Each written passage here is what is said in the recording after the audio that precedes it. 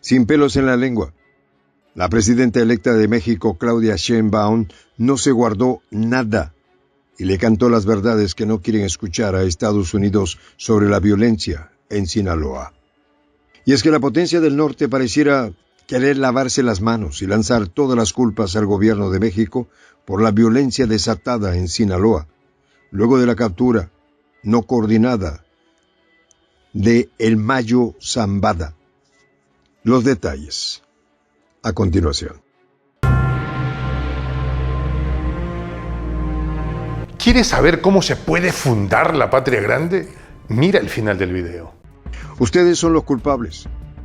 Con esta contundente declaración, la presidenta electa de México, Claudia Sheinbaum, alzó su voz en medio de una crisis que ha comenzado a sacudir las entrañas del estado de Sinaloa, por causa del accionar descoordinado de la potencia del norte.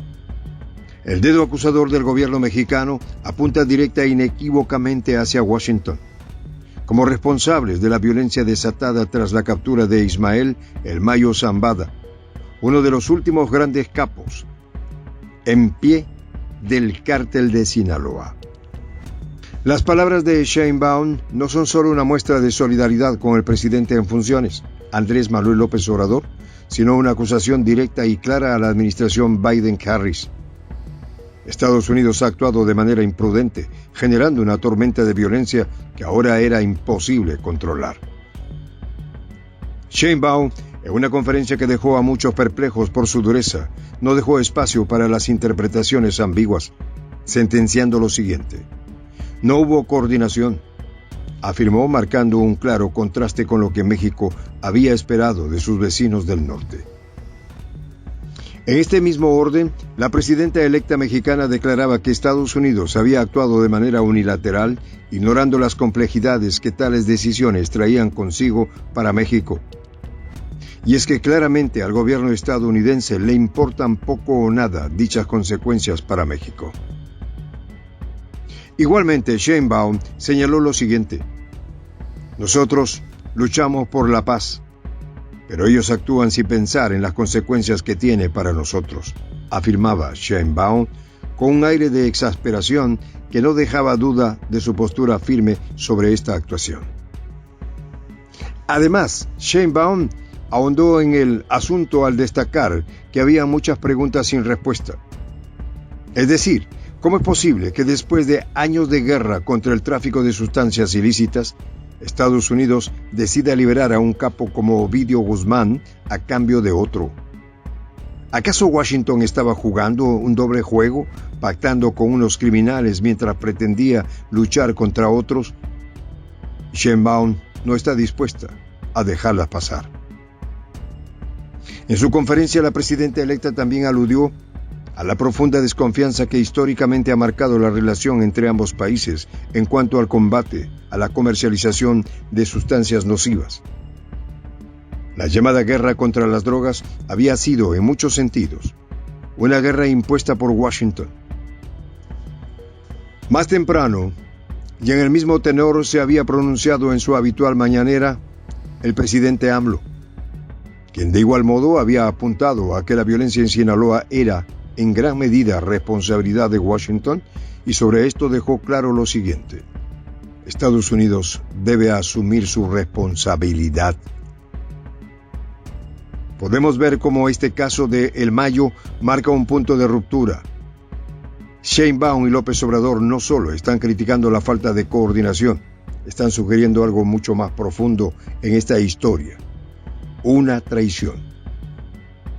Y es que en este caso resulta curioso que, casualmente, entre comillas, tras la captura de Zambada, Ovidio Guzmán, uno de los hijos del Chapo, obtuviera en cambio en su estatus penitenciario, y en este sentido Sheinbaum señaló lo siguiente: es inaceptable que liberen a un capo para capturar a otro, lanzando una sombra de sospecha sobre los acuerdos ocultos que pudieron haberse cocinado entre Washington y los hijos de Guzmán. El asunto no solo tiene que ver con la ola de violencia en Sinaloa, que ha dejado más de 40 decesos violentos en solo 2 semanas, sino el hecho de que la captura de El Mayo parecía estar ligada a un acuerdo entre los chapitos y el gobierno estadounidense. Los datos son claros y dolorosos. Las facciones del cartel de Sinaloa, especialmente la de los chapitos, como se hacen llamar los hijos del Chapo Guzmán, habían encontrado en la captura del Mayo una oportunidad para consolidar poder. En este proceso, las calles de Culiacán y Mazatlán se han llenado de violencia, donde no solo son víctimas los narcos, sino la población en general. Todo por, como bien lo señalan AMLO y Sheinbaum, una irresponsable política estadounidense. La relación entre México y su molesto vecino estadounidense, siempre cargada de tensiones y equilibrios frágiles, ahora tiembla bajo el peso de una operación que, producto de la arrogancia imperial, no fue coordinada con el gobierno de México. Ismael El Mayo Zambada, líder de uno de los carteles más poderosos de México, había sido capturado por los cuerpos de seguridad estadounidenses. Pero lejos de provocar el esperado colapso de la organización, la captura ha sembrado el caos en las calles de Sinaloa. Durante décadas, El Mayo había sido el cerebro detrás del imperio criminal. Un hombre que, a diferencia de Joaquín El Chapo Guzmán, prefirió las sombras a los reflectores, manteniendo una lejanía que le había permitido burlar a las autoridades por años. La caída del Mayo Zambada, orquestada unilateralmente desde Washington, no fue la captura gloriosa que el gobierno de Biden quiere vender. En su lugar, lo que se desencadenó fue una ola de violencia por una pugna interna, una guerra entre facciones del cártel. La historia reciente entre México y Estados Unidos ha estado marcada por momentos de tensión y cooperación forzada. Desde el fallido Plan Mérida hasta los intentos conjuntos por frenar el flujo de sustancias ilícitas. Este ha sido un tema central en las relaciones entre ambos países, que comparten una frontera extensa que para muchos simboliza la delgada línea entre la vida y el deceso en esta guerra interminable. En un escenario donde México debe lidiar con un Estados Unidos que continúa siendo el principal consumidor de sustancias ilegales en el mundo, los números no mienten. Durante las últimas 2 décadas, más de 300,000 personas han perecido violentamente en México a causa del accionar de los cárteles vinculados al negocio de las sustancias ilícitas. Y mientras México lucha por contener el caos en sus calles, Estados Unidos sigue siendo el mercado de consumo más grande de sustancias nocivas ilegales en el mundo. Esta dicotomía ha sido y sigue siendo el mayor reto para cualquier intento de cooperación entre ambos países. El tema del tráfico de sustancias prohibidas ha marcado no solo la relación entre México y Estados Unidos, sino también la política interna de ambos países. Sheinbaum, próxima a asumir la presidencia el 1 de octubre, enfrenta el reto monumental de continuar con esa búsqueda de paz en medio de un escenario cada vez más complejo. Sin embargo, Sheinbaum ha manifestado estar consciente de que la paz en México solo puede lograrse con una colaboración genuina, y ante esto exige coordinación y no le tiembla el pulso para señalarle sus culpabilidades a Washington. En esta comunidad nos juntamos para, por ejemplo, conversar, interactuar, tener puntos de idea distintos, pero, por ejemplo, también tenemos un club de lectura donde leemos fragmentos de libros que consideramos que son importantes para crecer intelectualmente.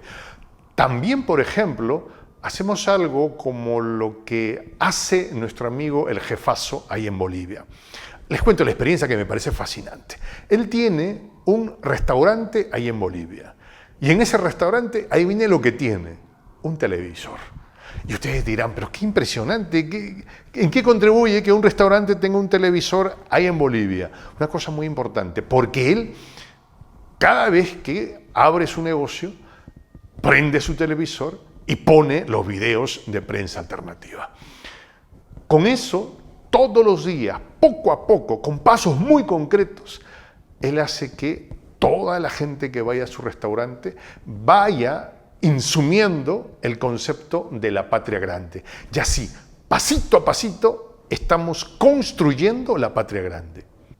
Son esos pasos pequeños pero concretos que hacen posible que el proceso de la construcción de la patria grande sea algo que ya comenzó. Un hecho dinámico que no tiene retorno en la historia. Y de verdad, a nosotros nos gustaría que tú seas parte de esa propuesta. ¿Qué tienes que hacer? Muy simple. Dale clic en el botón unirse. De hecho, al hacerlo también contribuirás con una pequeña cantidad de dinero que permitirá que Prensa Alternativa produzca más y mejores videos. De verdad que te esperamos.